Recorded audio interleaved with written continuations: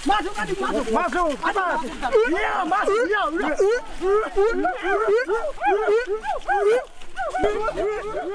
Kayu besi rawa sepanjang 17 meter ini disiapkan untuk membuat salib. Melihat panjangnya, timbul pertanyaan, siapakah yang akan disalib? Siapapun itu, pasti sesuatu yang lebih besar dari mereka. Tapi Frankie Woro, Casimilus Awe, dan warga suku Auyu di Papua Selatan ini tak akan melukai siapapun. Mereka memakai salib ini sebagai tanda perlawanan.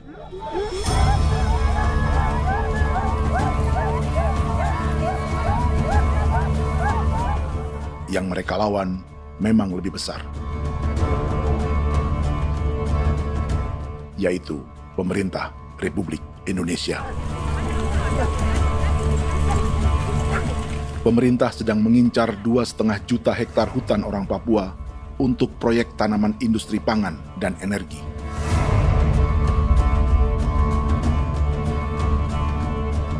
Ratusan kilometer dari salib orang-orang Auyu itu, orang Muyu sedang menyiapkan gerakannya sendiri. Tapi kali ini dalam bentuk sebuah pesta. Pesta yang disiapkan oleh marga Kimco Jinibju selama 10 tahun.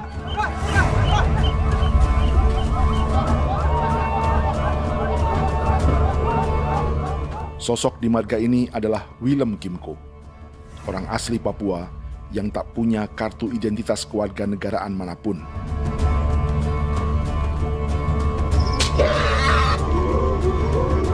Pesta adat ini sudah cukup langka. Tak hanya di Papua, bahkan di kawasan Pasifik dan peradaban Melanesia. Awalnya bayarnya kalau pernah. Internet ada kode kerem bipnuka, dan jitana ya kati ko berem baran dipo. Kami mengambil ko kuning. Ada gagasan dan gerakan sosial di balik pesta orang-orang Muyu ini. Sama dengan gerakan salib merah yang dimulai orang-orang Auyu. Salib ini akan menjadi yang terbesar dari 1.800 salib merah yang telah ditancapkan berbagai suku di Papua Selatan dalam 10 tahun terakhir. Ribuan salib merah yang dipadukan dengan palang adat adalah tanda larangan yang menyatukan unsur-unsur adat dan agama. Kami percaya bahwa kalau memang kami sudah tidak mampu untuk menyelesaikan persoalan ini, dalam hal ini perusahaan tidak bisa masuk, berarti kami minta bantuan kepada nenek moyang dan Tuhan. Atribut perang orang Auyu ini diukir atau dilukis, digambar di batang salib ini dengan tujuan bahwa kami larang dengan sangat keras. Jadi apabila siapapun, baik dari antara kita sendiri yang melanggar batas ataupun pihak lain yang mengganggu keselamatan hak tanah adat kami, maka kami siap untuk melakukan ancaman perang. Salib-salib ini tidak ditancapkan di halaman-halaman gereja, melainkan di tanah dan hutan adat, di dusun-dusun sagu, dan di tempat-tempat yang disakralkan. Sebab 1.800 palang adat dan salib ini memang bukan semata tentang agama, tapi untuk mencegah negara dan perusahaan memasuki tanah dan hutan adat mereka. Papua bukan tanah kosong.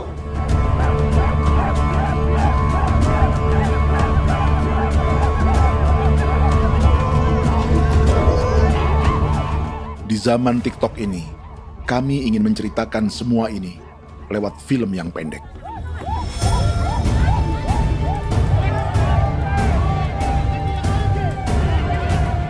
Tapi kami jelas gagal.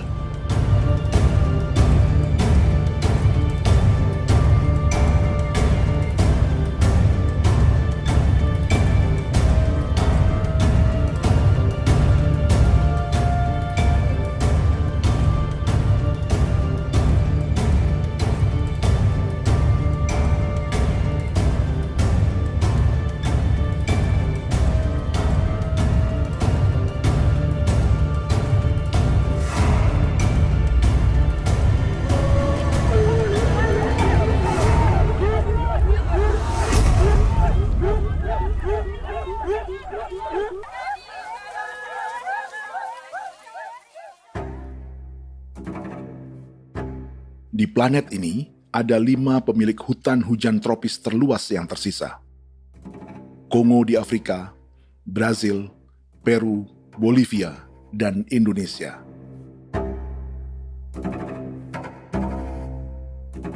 Di Indonesia, satu-satunya pulau yang hutannya masih terjaga adalah Papua, pulau terbesar kedua di dunia setelah Greenland. Lewat sejarah kolonialisme yang panjang, pulau ini kini dikuasai 2 negara. Bagian barat oleh Indonesia yang juga dikenal sebagai West Papua, dan bagian timur menjadi Papua Nugini. Dan tepat di perbatasan ini, di bagian Indonesia, sedang terjadi proyek pemusnahan hutan terbesar di dunia.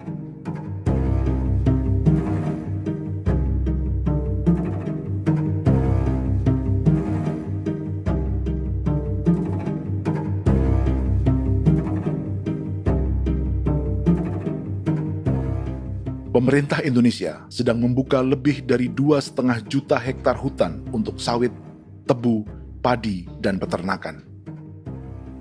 Ini disebut proyek strategis nasional untuk lumbung pangan dan energi yang jadi ambisi 3 presiden. Bagian terbesar direncanakan untuk mencetak sawah seluas 1,3 juta hektar. Lalu bagian lain akan ditanami tebu seluas 560.000 hektar untuk gula dan bioetanol. Setiap liter bensin di Indonesia akan dicampur bioetanol 10% atau E10.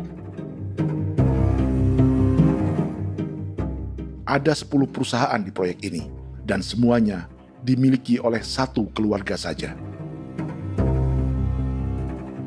Berikutnya, ada areal sawit seluas 400.000 hektar untuk biodiesel. Targetnya mencampur 50% solar dengan minyak sawit atau B50. Dan terakhir, pemerintah akan membuka peternakan seluas 380.000 hektar. Jadi, apa yang salah dengan proyek pangan dan energi ini? 5 orang Papua dalam film ini akan menjawabnya.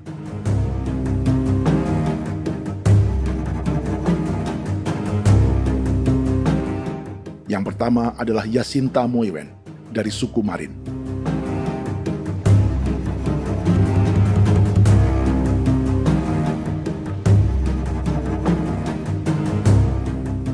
Yasinta dan warga di distrik Ilwayap di Merauke sudah menjadi korban.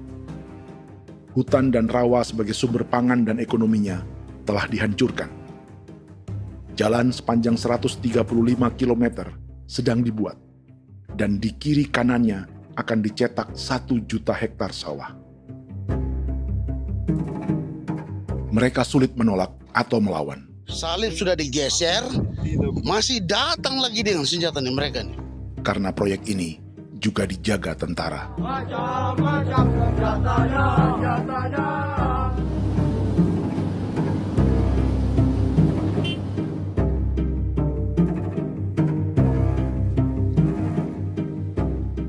Yang kedua adalah Natalis Buer di distrik Tanah Miring, Merauke. Petani milenial ini merasa ditelantarkan. Sebab setelah hutannya diubah menjadi sawah, sebagian sawah-sawah ini tak tergarap. Orang asli Papua seperti Natalis tak punya modal untuk benih, pupuk, perawatan, hingga ongkos panen.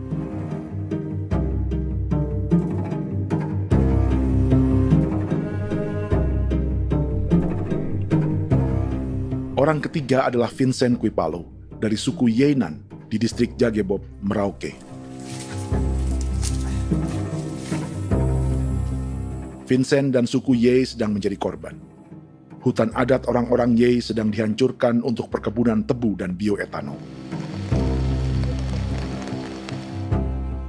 Tanah mereka juga diincar untuk markas-markas militer, pasukan yang akan menjaga proyek pangan dan energi ini.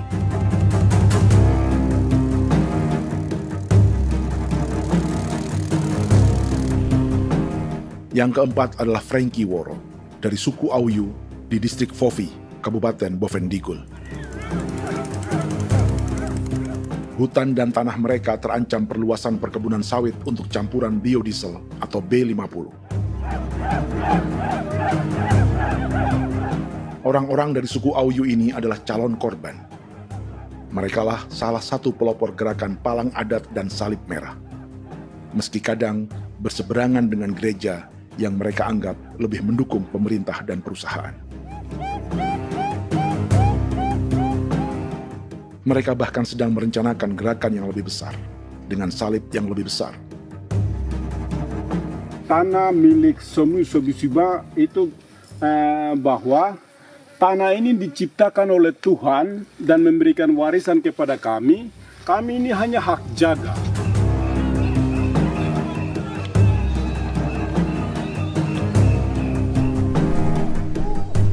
Sosok kelima adalah Willem Kimco dari suku Muyu di Bovendigul. Tokoh adat dari Muyu ini hidup di garis belakang proyek negara, sehingga belum menjadi korban. Tapi mereka sedang bersiap menghadapi segala kemungkinan. Tinggal di belantara dan perbatasan membuat sebagian mereka tak punya status kewarganegaraan. Tapi mereka telah hidup jauh sebelum ada Indonesia atau Papua Nugini.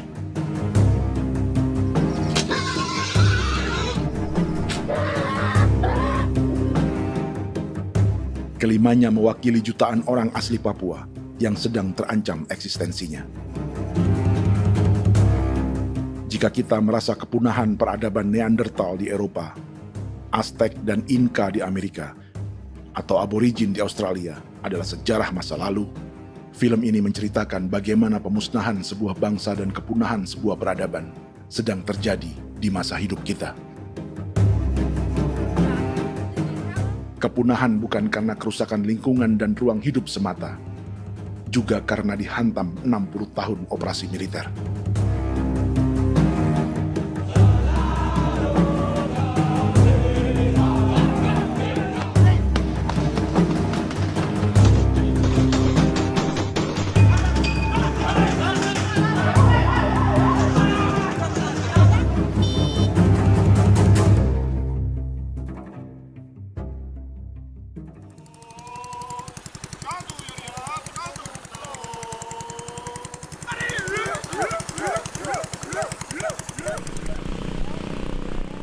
Frankie Woro dan orang-orang Auyu sedang berburu. Tapi lokasi perburuan mereka mulai dikuasai perusahaan perkebunan sawit.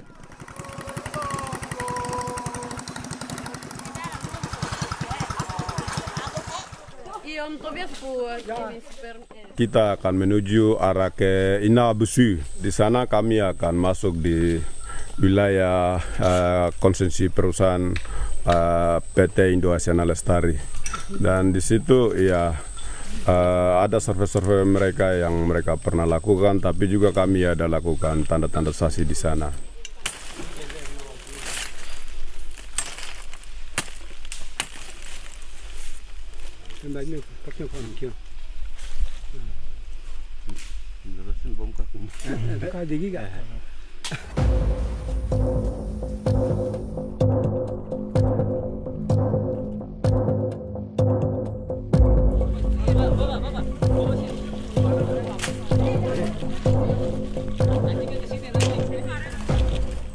Dapat dengan yang induknya, tapi karena induknya dia lari dan terlambat kerja, akhirnya yang bisa kita dapat dia punya anak ini saja.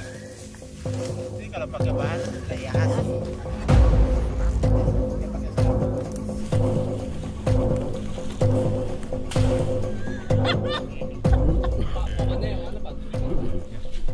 Pohon ini pohon bitanggur, dia punya kayu ini kita biasa gunakan untuk kerja perahu, dan juga kulit depu getanya itu kita pakai untuk kerja ini, panah-panah ini lem, jadikan lem ini, panah-panah.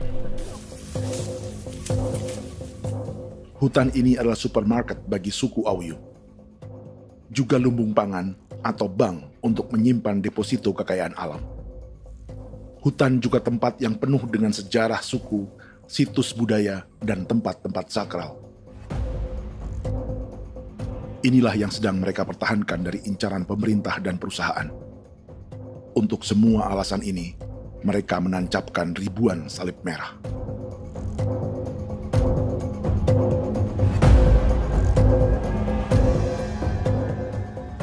Tapi dari kampung, warga suku Auyu memberi kabar pada Frankie tentang intimidasi oleh aparat negara agar mereka melepas tanah ke perusahaan sawit dan berhenti memasang palang adat dan salib merah.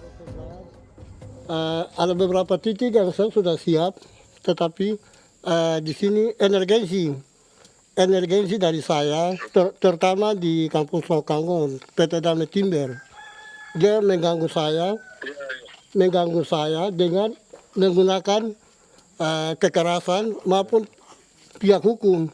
Dan kemarin saya ada pernyataan penolakan secara resmi, tapi masih tetap dengan menggunakan pihak hukum untuk masuk, untuk harus dituntut saya untuk harus diterima perusahaan itu.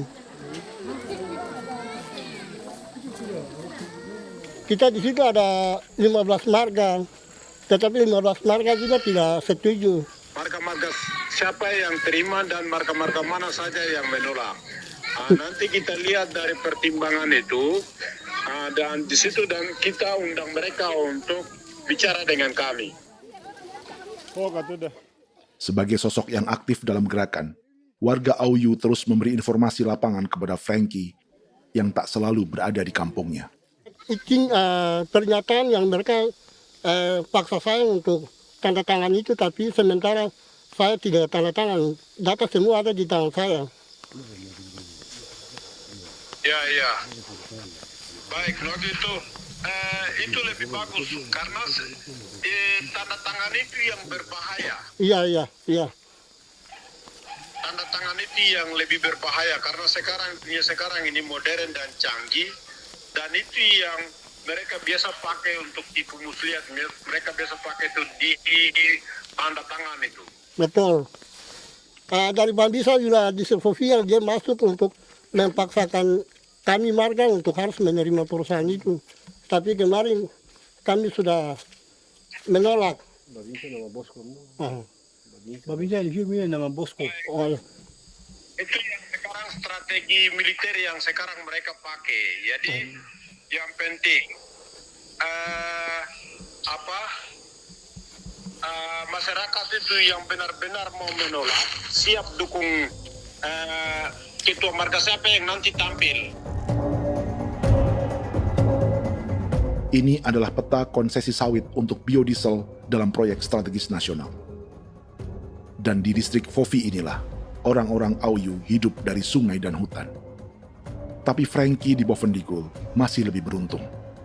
Setidaknya dibandingkan Yasinta Moyen di Merauke yang sudah kehilangan hutan dan rawanya.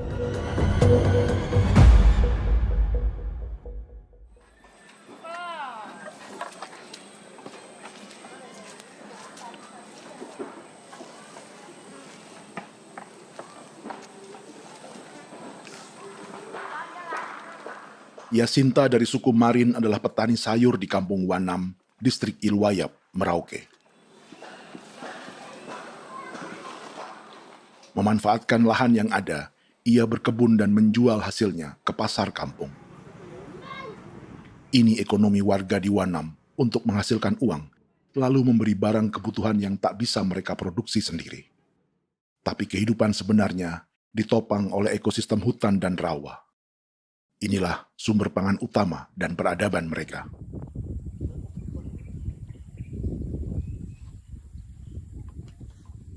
Namun ketenangan ini diusik ketika tiba-tiba pada Mei 2024, di Pelabuhan Wanam datang ratusan alat berat untuk proyek pangan dan energi pemerintah.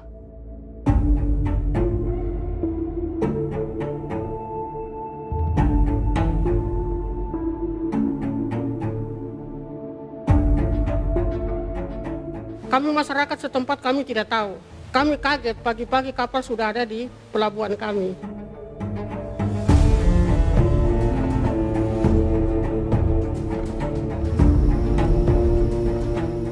Yasinta Moywen atau Enrika Gebze dan warga lainnya tak pernah diajak bicara atau dimintai pendapat. Seakan-akan Papua adalah tanah kosong. Kita suka kaget yang dong bawa turun alat berat dong bawa turun, kita kaget masyarakat. Dorang subongkar itu kayu-kayu.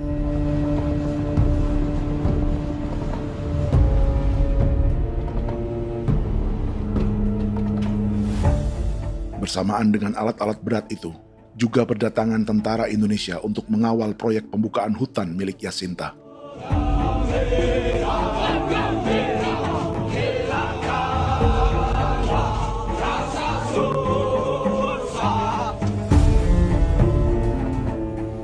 Ribu alat berat didatangkan dari Cina ke Papua oleh perusahaan bernama John Lin Group sebagai kontraktor pemerintah.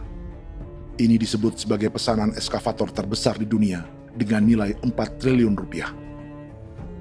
Misinya membuka hutan dan rawa milik orang Marin, salah satunya untuk membangun jalan sepanjang 135 km. Sementara di kiri kanannya akan dicetak sawah yang ditargetkan seluas 1,3 juta hektar. Jalan berupa garis lurus ini bukan rute tradisional ekonomi masyarakat. Jalan ini akan menghubungkan kawasan perkebunan sawit dan tebu di sebelah timur, juga untuk mobilisasi pasukan militer. John Lin Group adalah perusahaan yang dimiliki Andi Samsudin Arsyad atau yang dikenal dengan Haji Isam. Sebagian orang mengenalnya sebagai pengusaha yang hobi balapan mobil.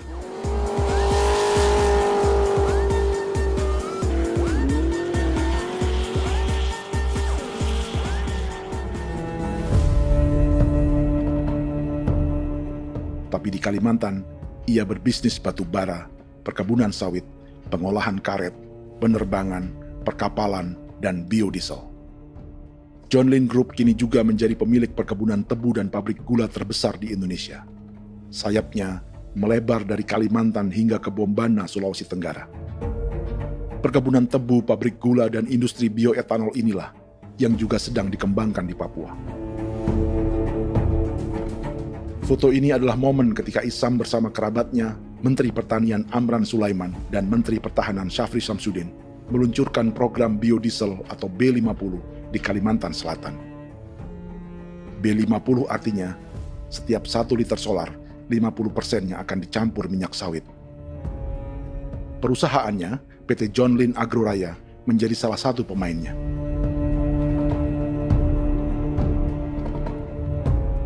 Sepanjang tahun 2025, saham PT John Lin Agroraya pernah naik hingga 700%.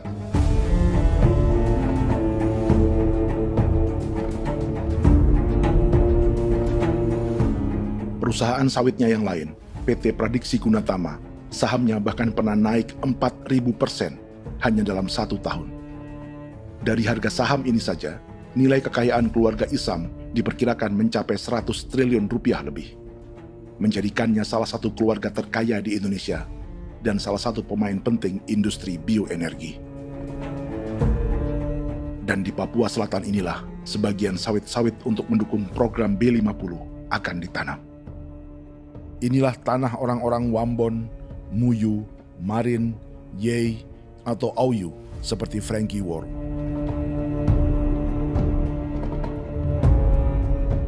Haji Isam pernah menjadi tim kampanye nasional Presiden Joko Widodo dalam pemilu 2019 saat melawan Prabowo. Bintang Mahaputra Utama diberikan kepada Saudara Andi Syamsuddin Arsyad. Beliau berjasa luar biasa dalam mendorong pertumbuhan ekonomi daerah maupun nasional. Setelah menjadi presiden, Prabowo memberi gelar kehormatan Bintang Mahaputra Utama pada Isam.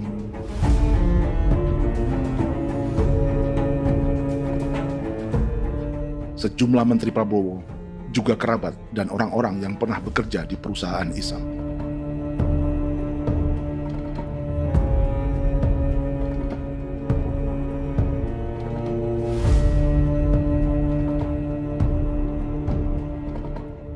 Lawan sebesar inilah yang sedang dihadapi Jacinta di kampung Wanam, Merauke. Atau petani perempuan lain seperti Enrika Gebze. Jadi alam kita ini sudah rusak.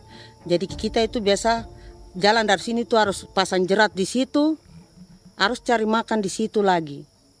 Itu tempat-tempat itu pasang-pasang jerat, tempat babi, rusa, sekarang sudah tidak ada lagi.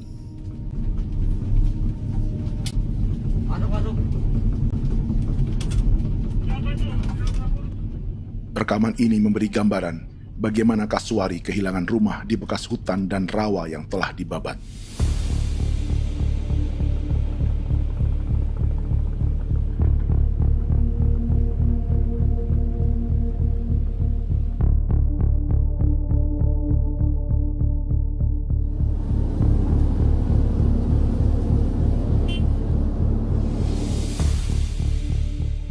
Keterlibatan tentara dalam proyek pangan dan energi di Papua memakai dalih bahwa ancaman terhadap negara kini tak hanya perang secara militer,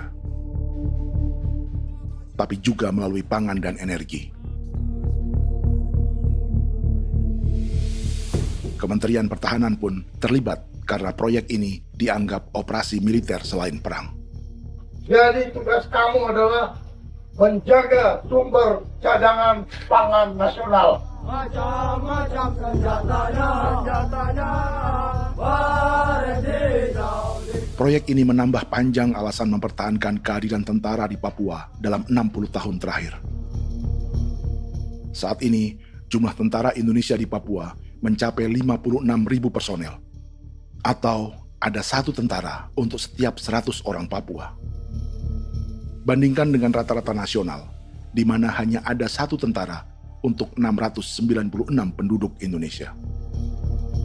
Itu belum termasuk polisi.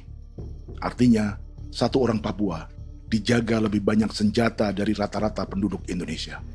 Tanah dan hutan diambil secara sepihak untuk kepentingan pembangunan batalion dan bandar antariksa. Ini bentuk perampasan masyarakat. Penolakan kehadiran markas-markas militer terjadi di sejumlah tempat di Papua. Tak hanya karena trauma dan ketakutan, juga karena mengambil tanah-tanah adat.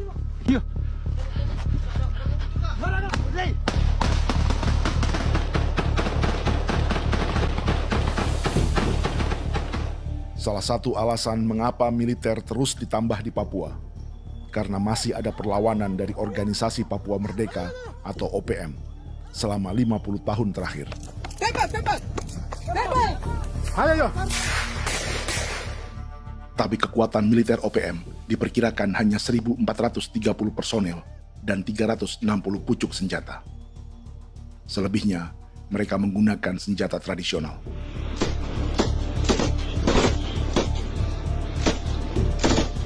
Dengan demikian, kekuatan tentara dan polisi di Papua 58 kali lebih besar dari gerilyawan Organisasi Papua Merdeka.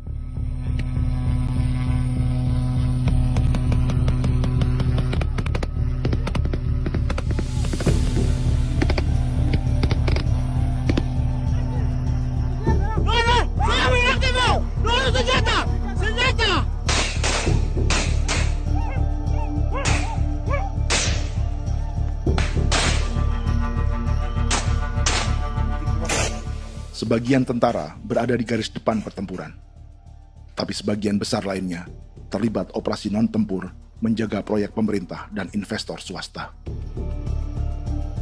Seperti Batalion Infanteri Teritorial Pembangunan di distrik Jagebob, Merauke ini. Lokasinya bersebelahan dengan konsesi lahan tebu untuk gula dan bioetanol milik PT Murni Nusantara Mandiri. Baik perusahaan maupun markas militer, keduanya mengambil hutan milik suku Ye dari marga Kuipalo. Tapi orang datang tanam ini saja di sini, tanam papan nama ini. Victor Kuipalo menunjukkan apa yang terjadi. Jadi kita juga kaget ini. Nah, kalau ini papan nama ini memang ini papan nama ditanam tapi bukan haknya mereka yang ini. Ini hak kami di sini, hak dusun kami, marga Kuipalo yang punya hak dusun ini. Setelah memasang patok, alat berat mulai bekerja untuk membangun markas militer di tanah orang Ye.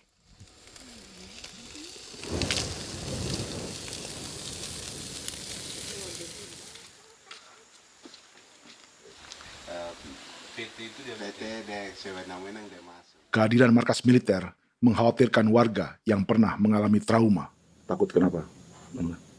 Kalau macam yang awal macam sekarang bu kampung hidup ini kan aman. Terus kenapa harus didirikan korem di sini?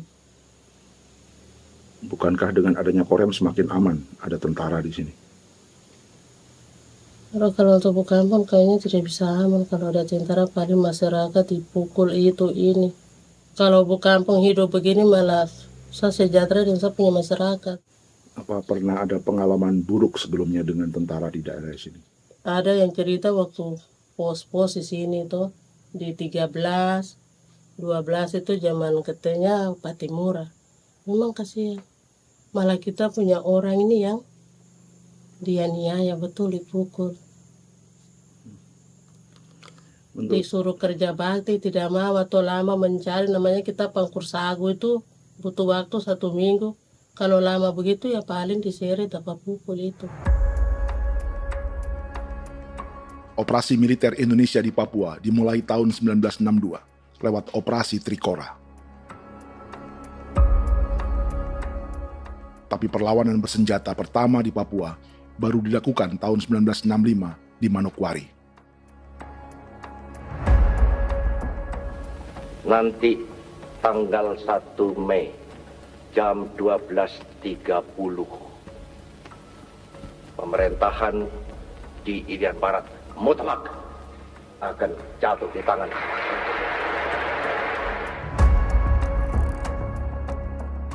Sejak itu, selama 60 tahun, operasi militer untuk menaklukkan Papua terus dilakukan.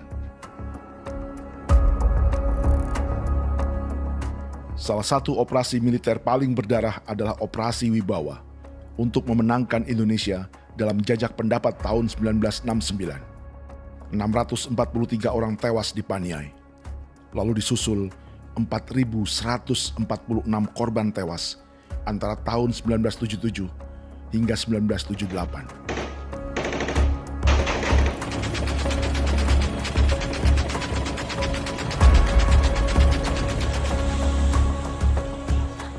Operasi militer ini menimbulkan gelombang pengungsian hingga kini. Dewan Gereja Papua mencatat 103.000 orang menjadi pengungsi pada tahun 2025 dan nyaris tak diberitakan media-media Jakarta.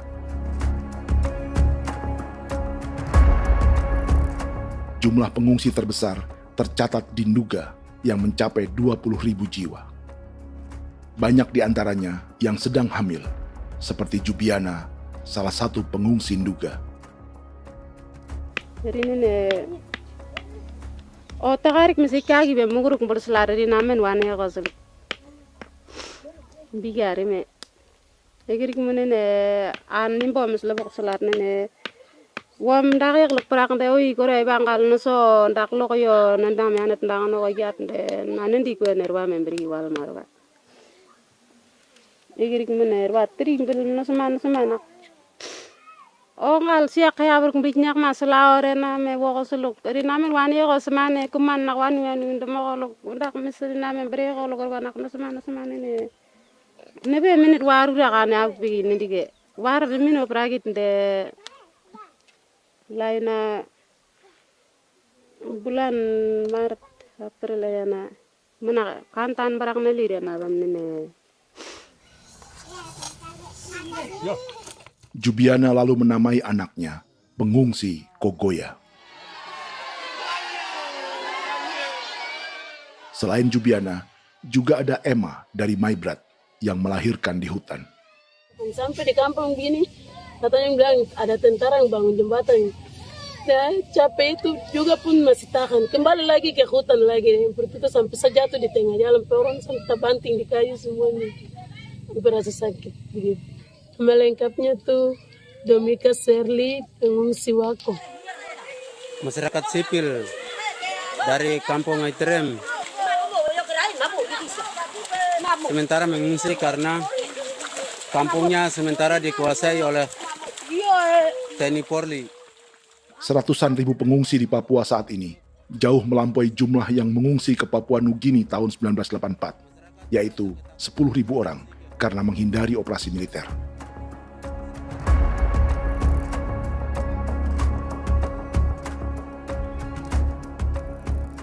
Bersamaan dengan operasi militer, eksploitasi sumber daya alam Papua juga dilakukan sejak masuknya tambang emas dan tembaga Freeport pada tahun 1967.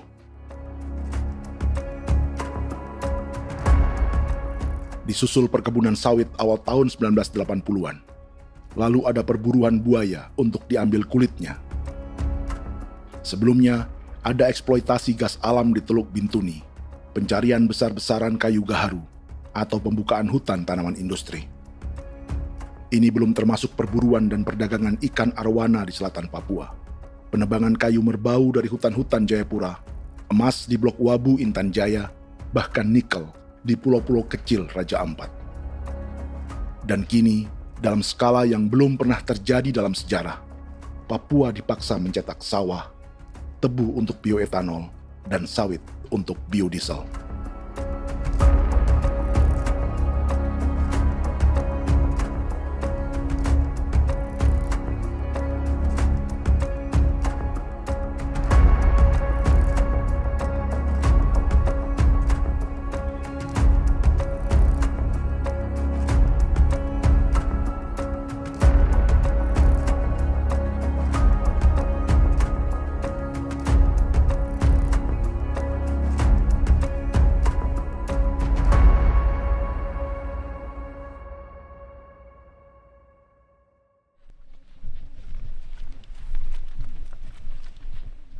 Inilah yang sedang menimpa keluarga Vincent dan Victor Kuipalo di Merauke.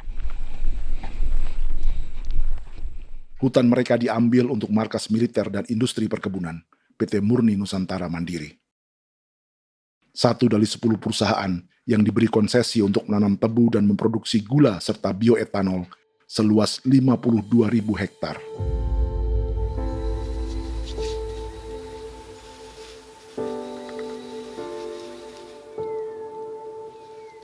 Perusahaan ini dianggap mengambil hutan dan tanah orang-orang Ye, terutama marga Kuipalo, yang memiliki hak adat terhadap 2.300 hektar hutan.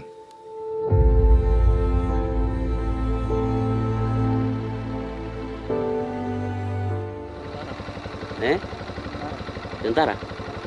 Tentara. Oh iya, tentara.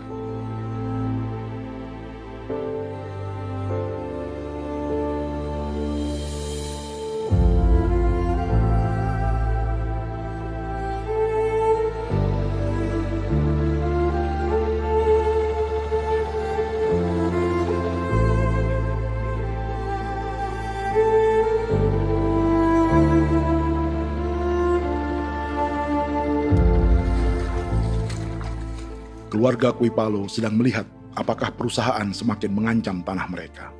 Dan kekhawatiran itu terbukti. Iya, makanya tadi saya bilang ini dari sini saja dekat ini sudah masuk di dalam ujung lapang ini. Ini hutan, yang ini hutan yang orang ada bongkar sekarang ini. Ini sudah punya alat sudah dekat ini. Dekat sekali ini. Ini di sini. Nacau, kelapa itu yang jalan lama, jalan setapak ini. Dari udara, terlihat alat-alat berat semakin mendekati tanah orang-orang Ye, marga Kuipalo.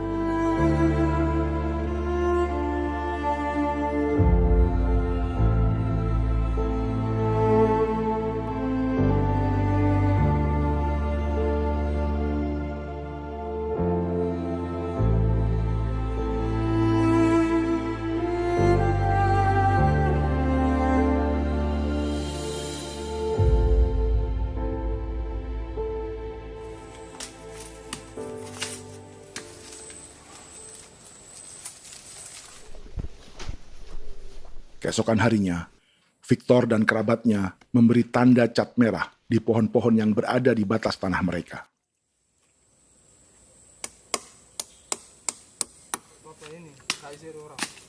Tapi tanda peringatan adat ini tak diindahkan perusahaan.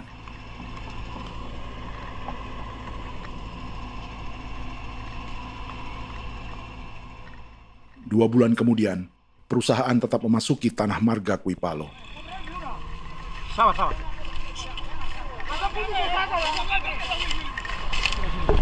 manusia, kau lihat. Tapi tidak sudah sakit hati sekali saya katakan tadi. Ini sama baik kalau tak pikiran berubah lagi hari ini. Kami juga punya tangan, hanya beda rambut. Mister itu juga. Wah, buka. Tidak.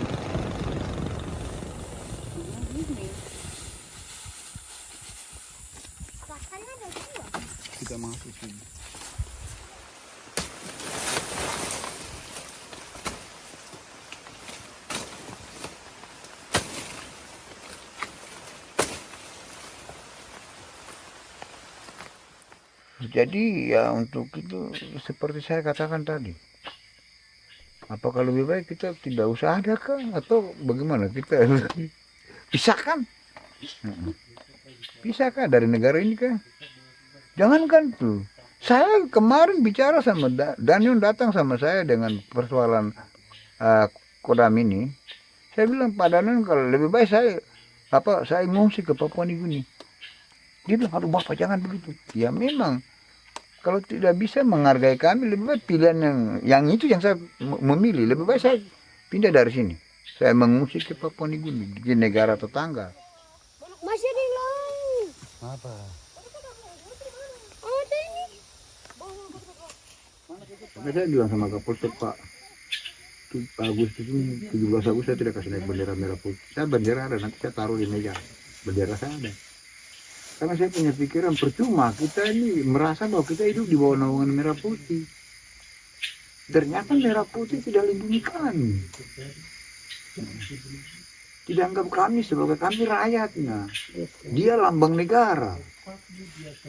Dan kami menghargai lambang negara itu. Ternyata lambang negara ini, kita bernaung di bawah lambang negara ini, kita tidak dilindungi. Hak kita tidak dihargai.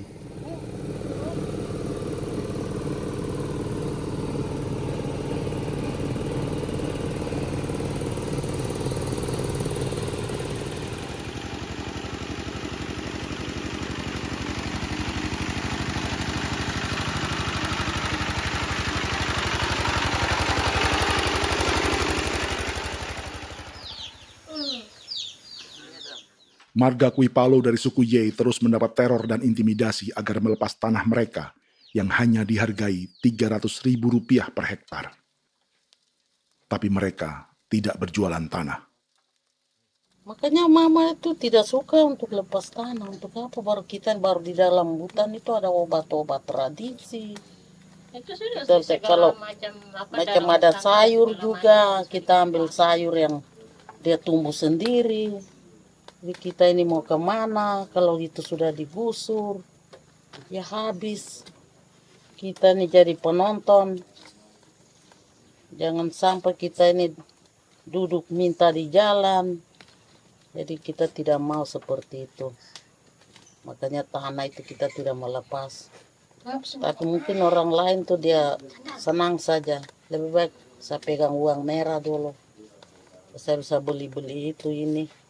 Nanti datang uang sudah habis, gembel, mau cari kemana lagi, hutan sudah habis, mau makan ikan di mana, kali sudah hancur. Seperti Yasinta di Wanam, suara dan gerakan kaum perempuan Papua sangat nyaring dan tak bisa diabaikan. Saya sebagai perempuan tolak untuk perusahaan masuk di sini. Karena kalau saya terima anak-anak saya mau dikemanakan, mau tinggal di mana. Apapun yang terjadi saya tetap tolak. Demi tanah ini saya akan berjuang, demi saya punya anak-anak. Yang katanya mengutamakan anak Papua, nyatanya yang kerja kebanyakan ya orang-orang Jawa. Dan sendiri orang Jawa, tapi bukan mau bicara yang tidak-tidak. Memang kenyataannya seperti orang-orang Papua itu diterbelakangkan, kurang diutamakan, gitu.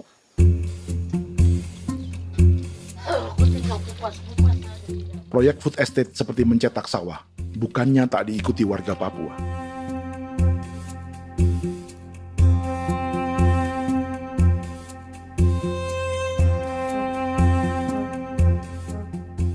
Salah satunya Natalis Buer di distrik Tanah Miring, Merauke.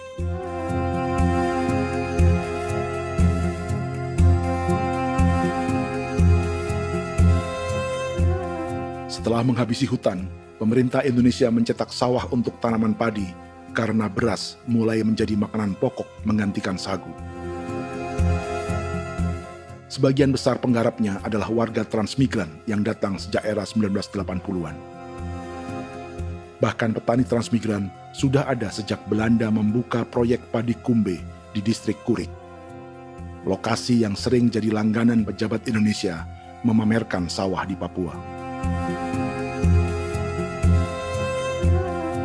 Tapi Natalis juga ingin belajar menanam padi atau bersawah. Namun ia kesulitan karena dibutuhkan modal untuk benih, pupuk, hingga pemeliharaan dan panen. Lalu sawah-sawah ini pun mulai dikuasai pendatang.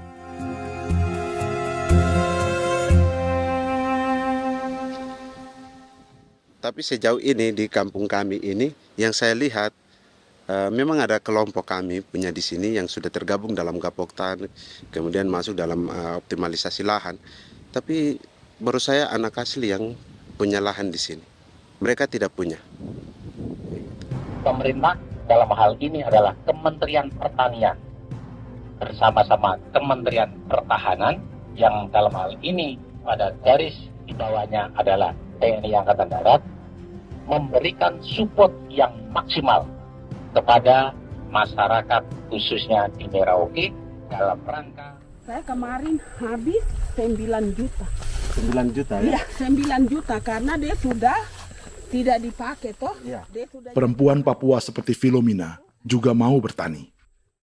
Pemerintah memberi bantuan Rp900.000 per hektar lewat program optimalisasi lahan atau OPLAH. Tapi dibanding biaya produksi dan harga jual gabah, Filomina mengaku berkali-kali rugi dan kini memutuskan tak lagi menggarap sawahnya.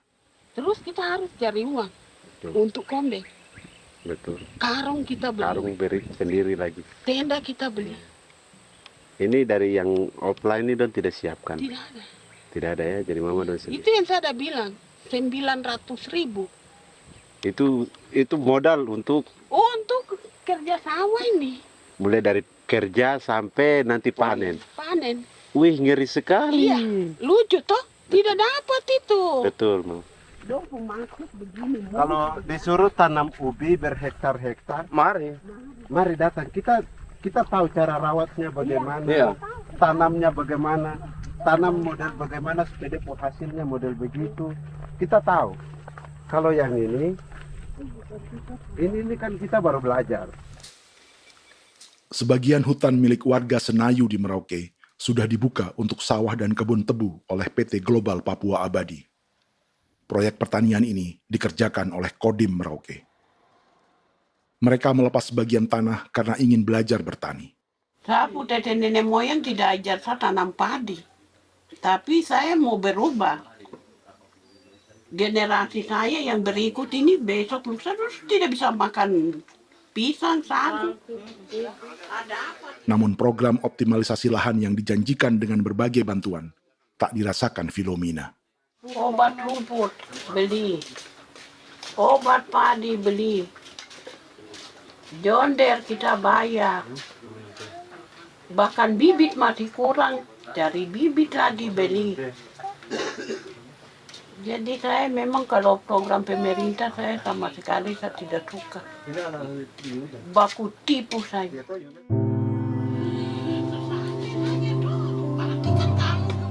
Mereka merasa ditinggalkan sendiri, jatuh bangun belajar bertani padi.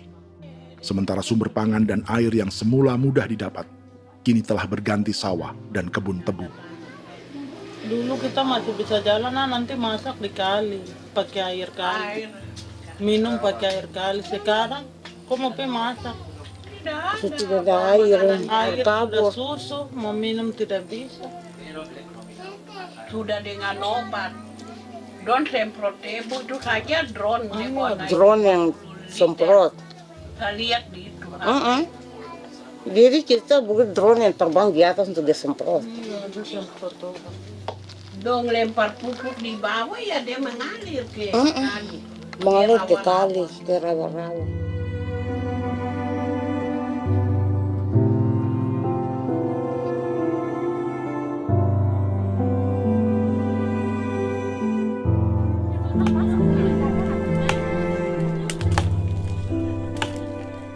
Seperti pertanian sawah bagi orang Bali atau Toraja, bagi orang Auyu dan suku-suku lainnya di Papua Selatan, sagu juga bukan semata tentang pangan.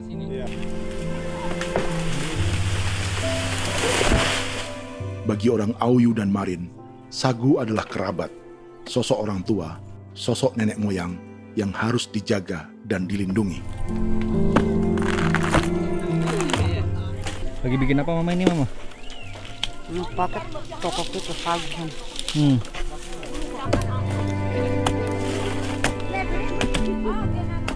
Kami diingatkan oleh leluhur, sagu itu tidak boleh digusur dan tidak boleh diganggu dengan cara apapun, dan di dalam rangka kepentingan apapun tidak boleh. Kamu harus bela, bahkan sampai nyawa pun harus menjadi taruhan demi membela keselamatan keberadaan sagu di atas tanah ini.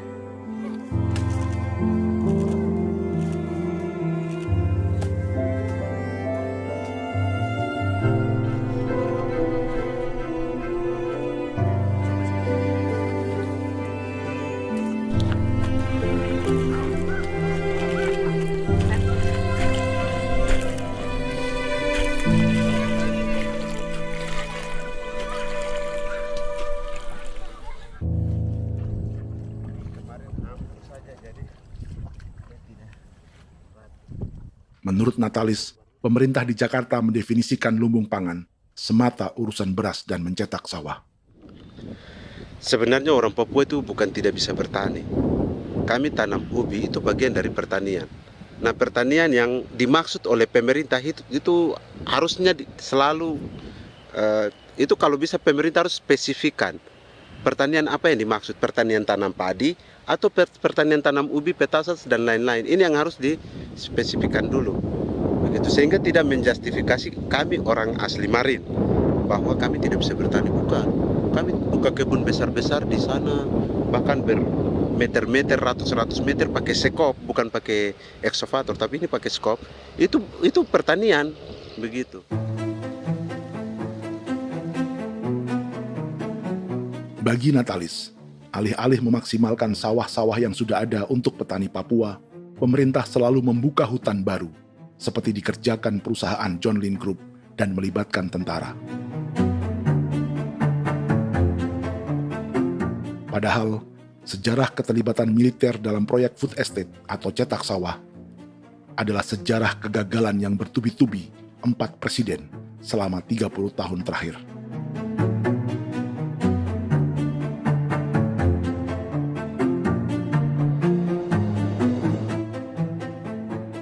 Papua bukan yang pertama menjadi proyek lumbung pangan yang melibatkan tentara. Kalimantan telah menjadi korban 30 tahun sebelumnya.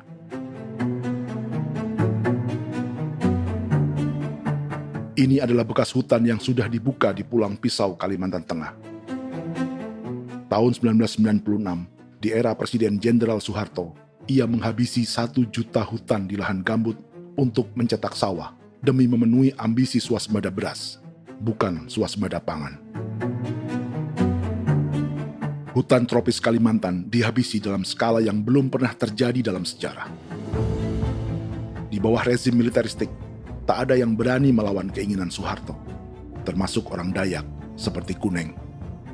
Nggak bisa dihalangi itu. Nggak boleh dihalangi. Ya kalau ada kata-kata aja menghalangi, sudah kita diseret ke kepolisian dulu. Atau bisa langsung di PKI-kan. Iya, di PKI-kan gitulah. Jadi kita tuh nggak berani apa-apa dulu tuh. Ya. Apa maunya aja. Misal bilangnya A. Setahun setelah pengundulan hutan skala besar itu, tahun 1997, untuk pertama kalinya Kalimantan mengalami kebakaran lahan dan kabut asap terbesar dalam sejarah.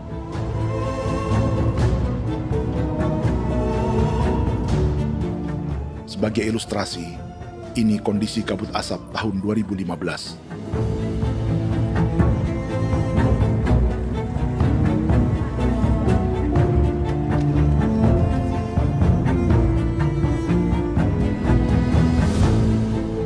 Proyek 1 juta hektar sawah Jenderal Soeharto itu gagal. Bendungan dan saluran irigasi mangkrak hingga kini. Mei 1998, rezim Soeharto tumbang, 2 tahun setelah ia menumbangkan jutaan hektar pohon di Kalimantan. Setiap tahun, lokasi ini menyumbang kebakaran dan kabut asap yang merugikan jutaan orang. Sawah yang berhasil di Kalimantan justru bukan sawah yang dibangun Jenderal Soeharto, melainkan yang dirintis para transmigran sejak era 1980-an. Sawah-sawah inilah yang ikut digarap oleh militer di era Presiden Joko Widodo. Dan hasil dari proyek food estate Presiden Jokowi itu sama sekali jong nih, nggak ada harapan lagi sudah seperti ini. Tapi Jokowi terus memperluas area food estate hingga 16.000 hektar. Presiden Jokowi juga menyerahkan urusan lumbung pangan ini kepada Prabowo yang saat itu menjadi Menteri Pertahanan. Salah satunya di Kabupaten Gunung Mas, Kalimantan Tengah, untuk membuka perkebunan singkong seluas 31.000 hektar. Food Estate Singkong Jenderal Prabowo ini dimulai dengan membuka 600 hektar hutan di Tawai Baru. Proyek singkong untuk bioetanol ini pun dijaga tentara. Dan seperti Jenderal Soeharto, proyek Jenderal Prabowo ini pun gagal.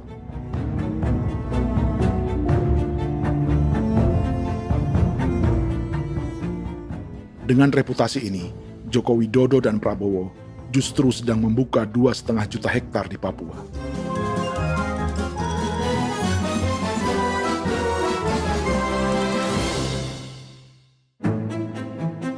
Setelah Jenderal Soeharto, Presiden Jenderal Susilo Bambang Yudhoyono juga mencoba membuka food estate di Papua sejak tahun 2010. Namanya Merauke Integrated Food and Energy Estate atau MIFE. Proyek ini juga gagal. Lalu di lokasi yang sama, Jokowi berusaha meneruskan dengan proyek mencetak sawah 1,2 juta hektar yang juga gagal. Sekarang yang paling siap adalah 1,2 hektar. Yang 1,2 juta hektar. Dan kini, Prabowo yang pernah gagal dengan 600 hektar singkong di Kalimantan justru akan mengulangi di Papua dengan skala 2,5 juta hektar. Di daerah Papua pun harus ditanam kelapa sawit supaya bisa menghasilkan juga BBM dari kelapa sawit. Dalam setiap proyek pangan dan energi di Papua, yang lebih menonjol bukan tanaman pangannya, melainkan untuk energi atau bahan bakarnya. Sawit untuk biodiesel dan tebu untuk industri bioetanol. Ada 10 perusahaan yang diberi konsesi hingga 0,5 juta hektar untuk tebu. Dan 10 perusahaan itu dimiliki oleh satu keluarga saja.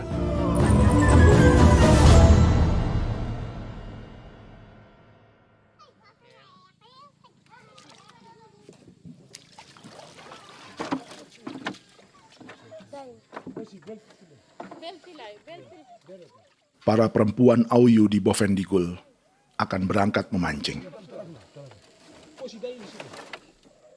Priska Beni membantu menyiapkan perahu.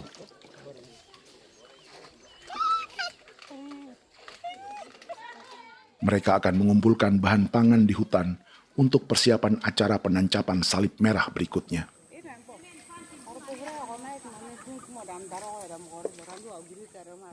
Priska sudah mengambil posisi memancing.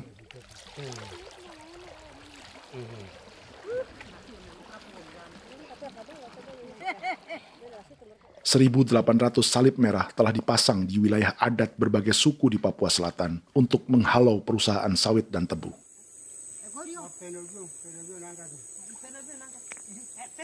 Maria Tebung yang paling muda datang membawa hasil. 2 ekor ikan gastor alias gabus toraja. Sebagai generasi Z, pendidikannya sampai sekolah dasar. Di perusahaan perkebunan seperti sawit atau tebu, ijazah SD hanya bisa menjadi buruh kasar. Tapi ia tak tertarik. Karena kita hidup itu dari alam, kita pancing, juga di darat, bawa anjing, terus bikin pagar sagu, dapat babi, bawa baru kita makan. Jadi kita tidak mau perusahaan masuk. Sementara Priska Beni masih mencari peruntungan. Tapi baginya, menjadi nelayan di Sungai Fofi masih lebih baik daripada bekerja 9 tahun di perkebunan sawit. sudah pengalaman, jadi kita tidak mau lagi. Sudah berapa lama ketika kerja itu? Selama di sana. 9 tahun di sana. 9 tahun? Saya baru pulang dari perusahaan. Selama 9 tahun kerja di sawit, bisa punya rumah kah? Atau Tidak. motor kah? Tidak. Johnson kah? Tidak. Cuma makan saja. Pendapatan juga kan tidak lebih. Habis dimakan.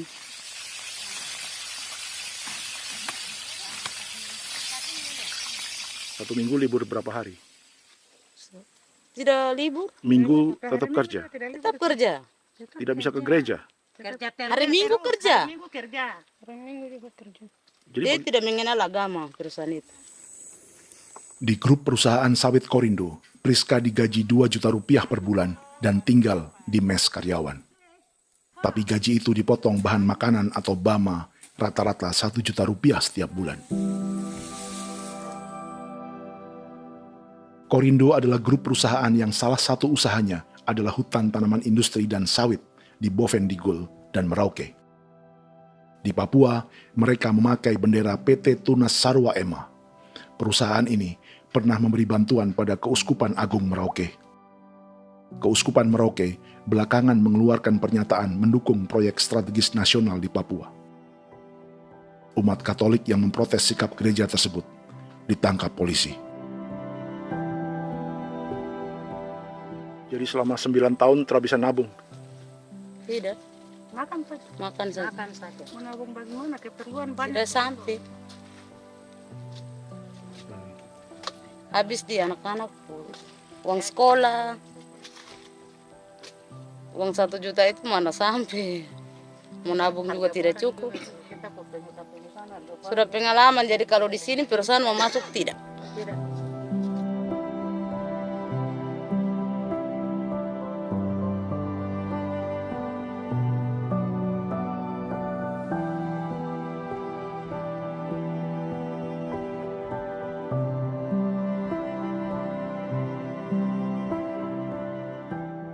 Dan menu makan siang seperti ini agaknya sulit bagi buruh sawit atau tebu yang digaji 2 juta rupiah per bulan.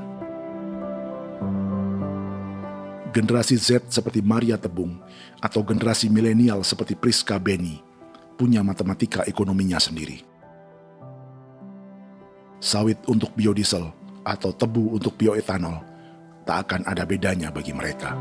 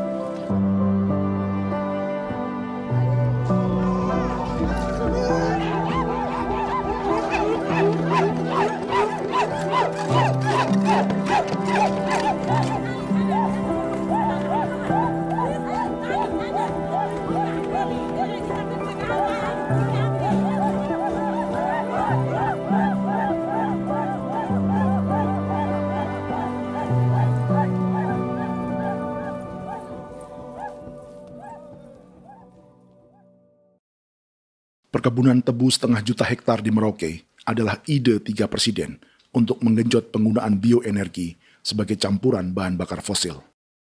Selain swasembada pangan, swasembada energi di daerah Papua pun harus ditanam kelapa sawit supaya bisa menghasilkan juga BBM dari kelapa sawit.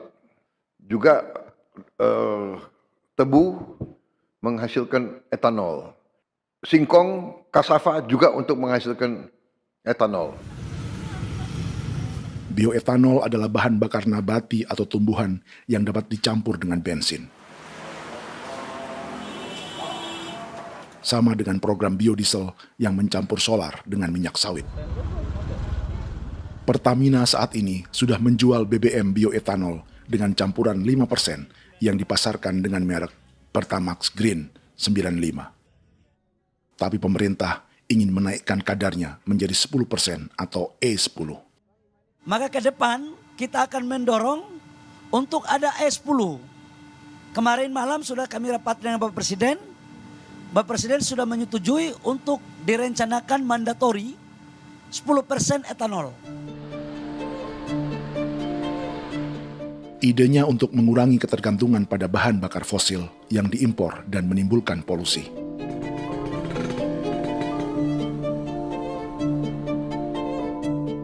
Tapi bioetanol bukannya tak mengorbankan lingkungan, hutan, rawa, dan manusia. Karena program E10 membutuhkan 7,3 miliar liter bioetanol, maka lahan yang dibuka untuk menanam tebu bisa mencapai 1,3 juta hektar. Sementara saat ini, luas perkebunan tebu di Indonesia hanya 500 sampai 600 ribu hektar. Artinya, butuh lahan baru hingga 800 ribu hektar untuk menanam tebu. Dan 500 ribu hektar diantaranya sedang dibuka di Papua. Hutan yang tadinya untuk menumbuhkan pangan berubah jadi tanaman untuk bahan bakar di jalanan. Kecepatan pulihnya hutan beradu dengan jumlah dan kecepatan kendaraan di jalanan.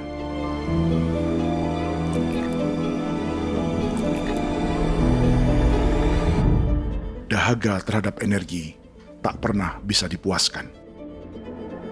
Setelah minyak sawit untuk biodiesel, dunia kini merambah singkong, jagung, dan tebu untuk bioetanol. Benua Amerika, Eropa, sebagian Afrika, hingga separuh Asia kini mulai memakai bioetanol sebagai campuran bahan bakar.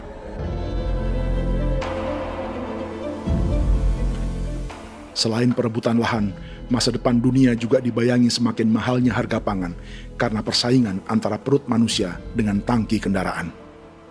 Ini adalah lokasi perkebunan tebu dan bioetanol PT Murni Nusantara Mandiri yang mengancam tanah Vincent Quipalo dan orang-orang Ye di Merauke.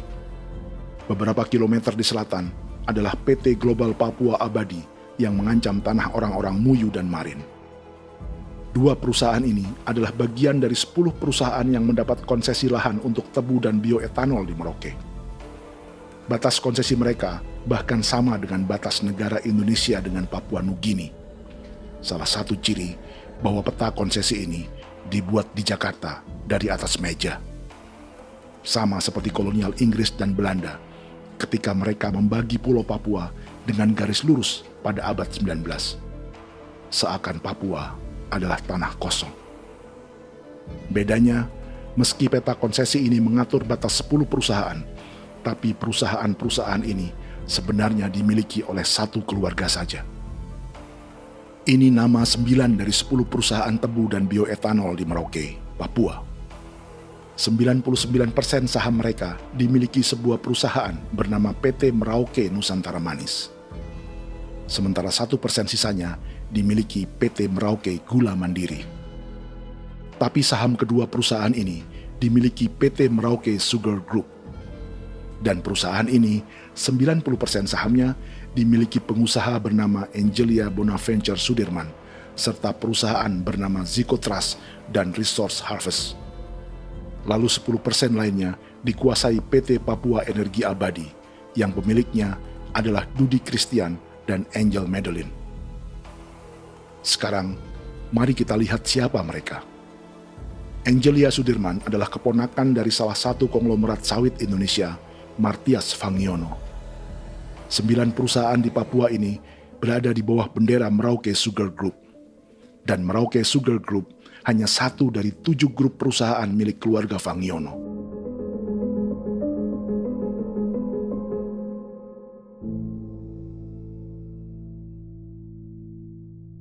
Ini Martias Fangiono. Seperti Haji Isam, Martias selama ini dikenal sebagai pengusaha sawit yang kini merambah bisnis tebu dan bioetanol. Ini momen saat penanaman perdana tebu di Merauke bersama Presiden Joko Widodo Juli 2024. Di sini juga ada anak Martias Fangiono, yaitu Wirastuti Fangiono. Wirastuti adalah salah satu yang menonjol dari keluarga Fangiono. Tahun 2025, Forbes mencatatnya sebagai konglomerat termuda dengan kekayaan 23 triliun rupiah yang mengendalikan 2 grup usaha, FAP Agri dan Surya Dumai Industri. Keduanya adalah perusahaan sawit dan biodiesel. anak dan bapak ini adalah investor utama bagi Jokowi dan Prabowo untuk proyek tebu dan bioetanol di Papua. Sementara yang ini adalah Martua Sitorus, pemilik raksasa agribisnis dunia, Wilmar International, yang juga memegang konsesi sawit di Papua lewat berbagai perusahaan. Tapi Martua kini memakai bendera baru, yaitu KPN Corporation atau Karunia Prima Nastari. KPN inilah yang memiliki kelindan bisnis dengan keluarga Fangiono untuk proyek tebu Merauke. Apalagi grup Wilmar yang didirikannya juga pemain gula utama di Australia. Tahun 2010, Wilmar membeli 100% saham perusahaan gula terbesar Australia, Sucrogin. Akuisisi senilai 1,5 miliar dolar Amerika ini langsung menjadikan Wilmar pemain tebu terbesar kelima dunia. Sebagian bibit tebu yang ditanam di Merauke adalah varietas yang dikembangkan Lembaga Riset Gula Australia atau Sugar Research Australia. Sugar Research Australia lalu menjalin kontrak pengembangan bibit dengan PT Global Papua Abadi milik Fangiono. Tapi masalahnya, Sugar Research Australia adalah badan publik yang tugasnya memajukan petani tebu dan sebagian dananya berasal dari pajak warga Australia. Itu artinya, warga Australia membiayai pengembangan bibit tebu untuk investor dan pemerintah Indonesia. Dokumen ini menunjukkan bahwa lembaga yang dibiayai warga Australia itu pernah memiliki kontrak penyediaan bibit dengan PT Global Papua Abadi milik keluarga Fangiono. Kontrak itu baru berakhir pada November 2024. Artinya, saat Presiden Jokowi dan keluarga Fangiono menanam bibit tebu pada Juli 2024 ini, kontrak itu masih berlaku. Nama lain dalam keluarga ini adalah Siliandra Fangiono, yang pada tahun 2024 dijuluki Raja Sawit Termuda dengan kekayaan 39 triliun rupiah dalam catatan Forbes. Ia mengendalikan grup First Resources. Secara umum, keluarga Fangiono memiliki 20 perusahaan di Sumatera, 32 perusahaan di Kalimantan, 1 di Jakarta, 2 di Singapura, dan 25 perusahaan di Papua. Di Papua, perusahaannya tersebar dari Sorong, Mapi, hingga Merauke. Para politikus dan pejabat Indonesia terus membesarkan konglomerasi, meski Martias Fangiono pernah divonis 1,5 tahun penjara karena kasus pembalakan liar dan kebun sawit ilegal tahun 2007. Sementara tahun 2022, Wilmar terlibat kasus korupsi ekspor minyak sawit dan divonis mengembalikan kerugian negara 11,8 triliun rupiah. Tumpukan uang ini disebut sebagai pembayaran dari grup Wilmar yang diterima secara simbolis oleh Presiden Prabowo pada Juni 2025 lalu. Tapi peran raksasa biodiesel dan bioetanol dunia ini belum akan surut di Indonesia. Bahkan sebaliknya. Sebuah dokumen presentasi bisnis dari Wilmar International Limited pada tahun 2010 ini bisa menjadi petunjuk. Presentasi ini bagian dari proses pembelian 100% saham raksasa tebu Australia, Sucrogin. Dalam presentasi ini, Wilmar mengaku ditawari konsesi lahan 200.000 hektar di Papua, atau dulu disebut Irian Jaya, untuk menanam tebu. Dengan penerbangan hanya 2,5 jam dari kantor Sucrogin di kota Townsville ke Merauke, Wilmar akan mengawinkan bisnis gula dan bioetanolnya menjadi pemain dunia. Dan lokasi yang diincar oleh Wilmar adalah distrik Ilwayap di Merauke, kampung halaman Yasinta Moiwen. Dan persis disinilah, 14 tahun kemudian, ribuan eskavator John Lynn Group milik Haji Isam mulai membuka hutan sebagai kontraktor pemerintah. Presentasi dan gagasan ini dibuat oleh Wilmar pada Juli tahun 2010. Sebulan kemudian, Agustus 2010, pemerintah Presiden Susilo Bambang Yudhoyono meluncurkan proyek Lumbung Pangan dan Energi Merauke atau Merauke Integrated Food and Energy Estate. Targetnya membuka lahan 1 juta hektar dalam 5 klaster yang masing-masing 200.000 hektar. Angka yang sama dengan presentasi Wilmar. 5 tahun kemudian, 2015, giliran Presiden Joko Widodo yang mau melanjutkan proyek pangan dan energi 1,2 juta hektar. Menjelang pensiun sebagai presiden, Jokowi kembali menggencarkan proyek ini dan melibatkan Prabowo sebagai Menteri Pertahanan. Jokowi lalu mendukung Prabowo sebagai presiden berpasangan dengan anaknya, Gibran Rakabuming Raka sebagai wakil presiden. Kini, setelah menjadi presiden, giliran Prabowo yang melanjutkan proyek bioetanol dan biodiesel dengan memobilisasi militer dan melibatkan pejabat-pejabat yang juga para elit partai koalisinya.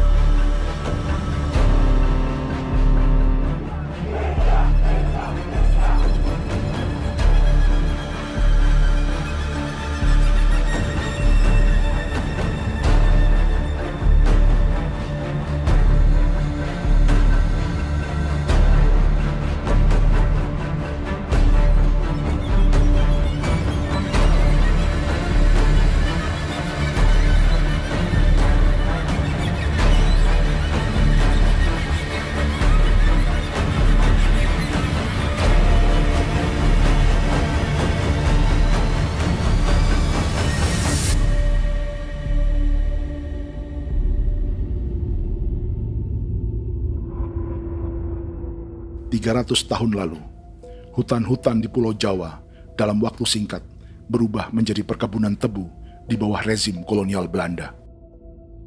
Orang Jawa menjadi buruh dan petaninya dipaksa menanam tebu. Dari kolonialisme dan politik tanam paksa itu, Belanda memperkaya negara dan para investornya. Tak puas membuka hutan untuk perkebunan di Jawa dan Sumatera, kolonial Belanda menanam tebu hingga di Suriname dan mengerahkan ribuan orang Jawa sebagai buruh pada tahun 1890. Inggris yang sudah menguasai negara seluas India dan Papua Nugini pun masih menanam tebu jauh di tengah Samudra Pasifik, di tanah orang-orang Fiji. Lalu memindahkan puluhan ribu orang India menjadi buruh di sana. 200 tahun sebelumnya, ratusan ribu orang Afrika bahkan diperbudak untuk bekerja di perkebunan-perkebunan tebu Spanyol dari selatan Eropa hingga Karibia, Kuba, atau Jamaika.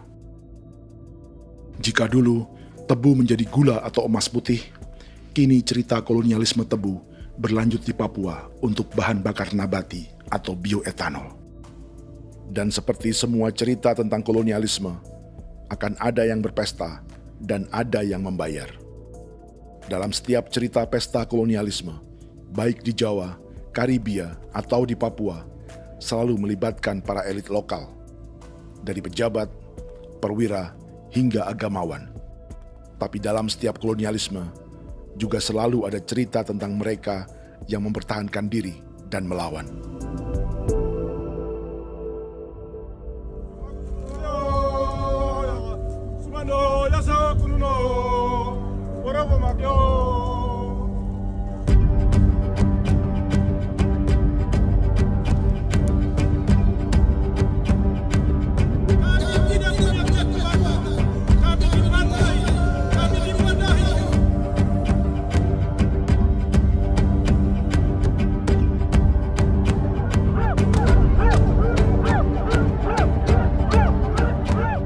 Dalam sejarah Gereja Katolik banyak pemimpin-pemimpin yang adalah tanda petik itu adalah Judas-Judas juga.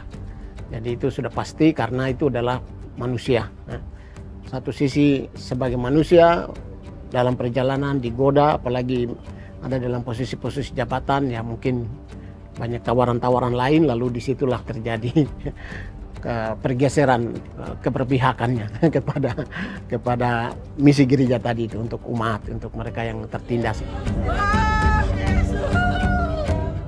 Orang kirim eksavator, orang kirim tentara, orang kirim polisi. Pukul kami bukan pencuri, kami tidak pernah mencuri orang barang. Kami tidak pernah menangis ke orang lain. Kami tidak pernah menangis ke kita bapak mama, kami menangis kepadamu. Tuhan kami lemah. Tidak tahu. Ini jadi kuiera. Orang lain datang ke bangsa kami, ke wilayah kami untuk kasih habis kami.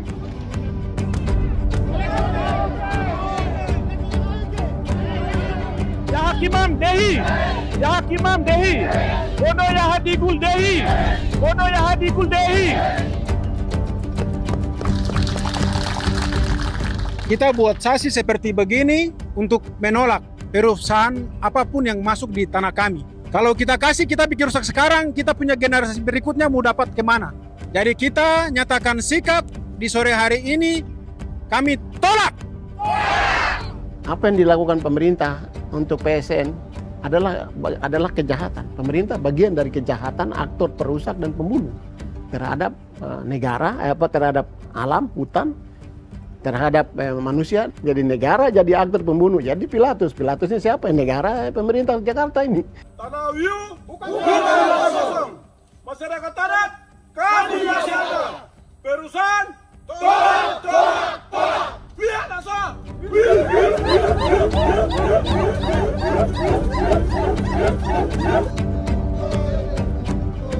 Jika tanah adat dan hutan adat hilang, kami mau hidup di mana?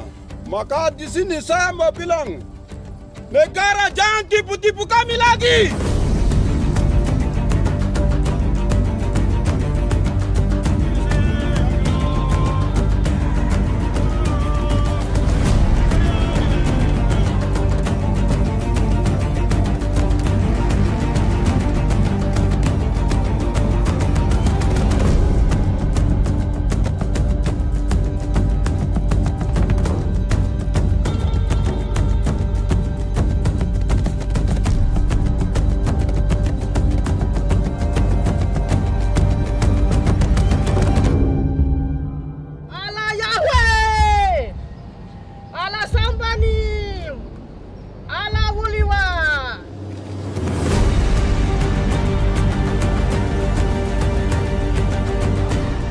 Kalau kami dianggap orang Papua itu bagian daripada Republik ini, tolong hargai kami. Dengan adanya PSN, PT John Lindrup yang sudah menerobos tanah kami dan hutan kami, merusak alam kami. Itu yang kami datang ke Jakarta jauh-jauh dari Papua. Kami mau bersuara kepada Bapak Presiden Prabowo Subianto, di mana keadilan untuk masyarakat Papua. Tolong lihat masyarakat Papua yang sudah mati. Kami bersepakat menyatakan, 1. Gereja-gereja di Indonesia mendukung masyarakat adat yang menolak proyek strategis nasional di tanah Papua. 2. Gereja-gereja di Indonesia menolak militerisme dan otoritarianisme di Indonesia.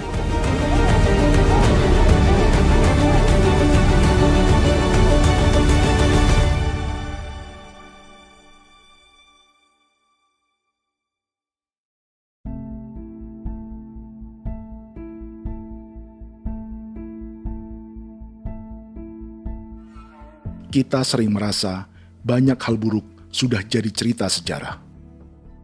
Dan kita sekarang hidup lebih baik, lebih beradab, atau mustahil melakukan kejahatan seperti di masa lalu. Kita tidak lagi menghukum mati orang dengan memenggal kepalanya. Kita menembaknya atau menyuntik racun agar tertidur dan mati. Tapi ada hal-hal yang tak berubah. Salah satu pembantaian yang kuat di ingatan kita adalah kejahatan Nazi atau genosida di Rwanda. Padahal pembantaian juga sedang terjadi di masa kita, seperti di Gaza, Palestina. Penghancuran sebuah peradaban seperti Indian di Amerika atau aborigin di Australia juga kita anggap masa lalu. Sekarang kita merasa lebih baik dan lebih toleran. Padahal proses penghancuran bahkan pemusnahan yang sama sedang terjadi terhadap bangsa Melanesia di Papua. Begitu juga dengan praktik kolonialisme. Kita merasa penjajahan seperti dilakukan Portugis, Inggris, atau Belanda sudah menjadi sejarah. Dan Indonesia tidak mungkin menjajah. Padahal itulah yang sedang terjadi dan dirasakan di Papua.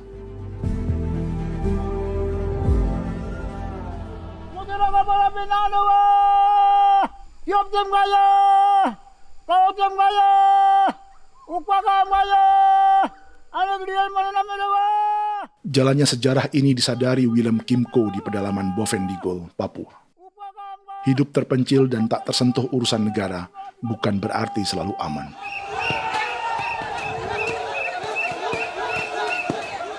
Untuk sampai di tempat ini, orang-orang Muyu menempuh 2 hari berjalan kaki mengarungi hutan, lembah, dan sungai. Termasuk mereka yang datang dari perbatasan Papua Nugini. Mereka berkumpul untuk memenuhi undangan pesta adat yang disebut Awon Atatbon atau Pesta Babi. Yang mengundang adalah marga Kimco Jinipjo. Yang dituakan di marga ini adalah Willem Kimco. Ia tak punya kartu tanda penduduk dan kewarganegaraan manapun, baik Indonesia atau Papua Nugini. Tahun 1984, 10.000 orang Papua, terutama suku Muyu, mengungsi ke Papua Nugini untuk menghindari operasi militer Indonesia, termasuk Willem Kimco.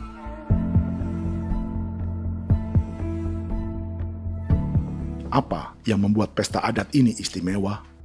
Apa bedanya dengan acara serupa yang dihadiri pejabat, tokoh agama, LSM, atau yang direkam oleh kru televisi dan konten kreator? 18. Pertama, untuk membuat pesta babi, orang Muyu perlu persiapan selama 10 tahun. Sebab, babi-babi yang akan jadi bagian dari pesta ini tak boleh dibeli, alias harus dipelihara sendiri. Babi-babi ini bukan bantuan pejabat pemerintah, gereja, atau LSM.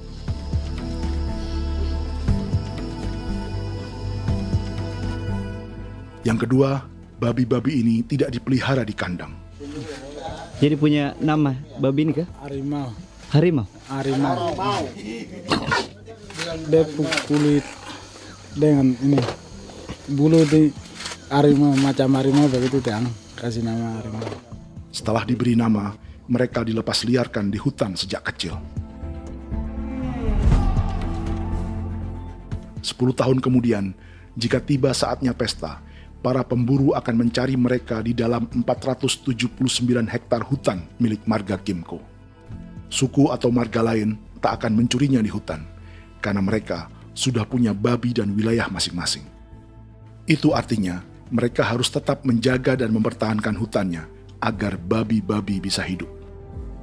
Demikian juga dengan lahan pangan mereka, yang menumbuhkan sagu, keladi, atau aneka sayuran.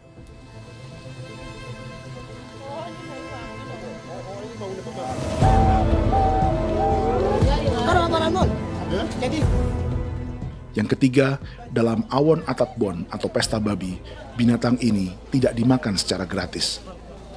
Setiap marga atau klan dalam suku Muyu akan membayar jerih payah tuan rumah menjaga hutan dan memelihara babi.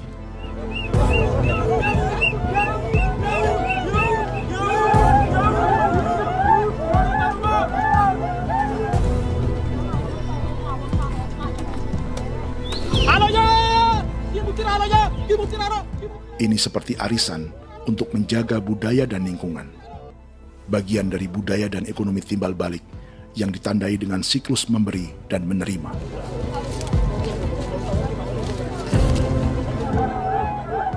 Ini juga cara orang Muyu membangun dan memperluas aliansi.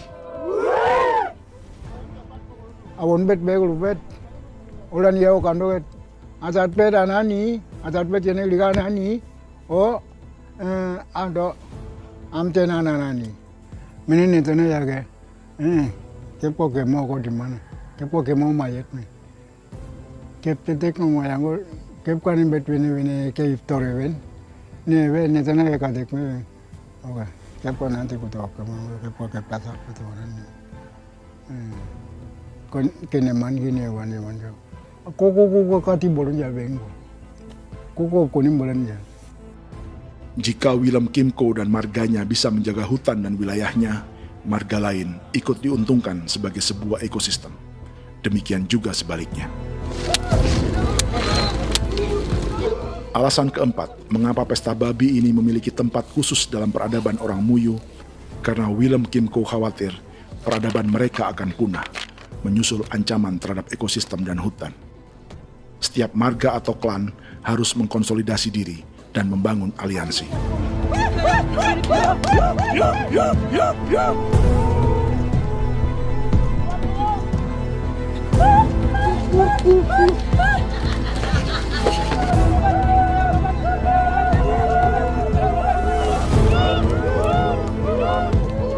Kekhawatiran Willem dan orang-orang Muyu tak berlebihan. Ruang hidup mereka bersinggungan dengan proyek bioetanol dan biodiesel pemerintah Indonesia. Mereka juga tahu apa yang telah dan sedang menimpa suku lain seperti Auyu di Bovendigul atau Yainan dan Marin Anim di Merauke.